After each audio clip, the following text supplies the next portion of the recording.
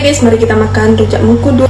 Ya, udah aku cuci, cocol, makan.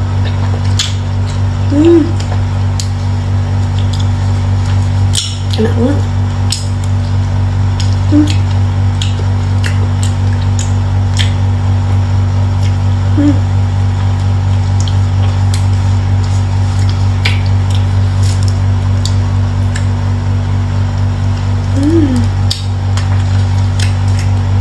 Kalau yang sudah matang begini, itu rasanya agak pedis-pedis ya guys.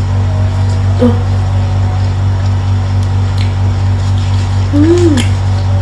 Enak banget.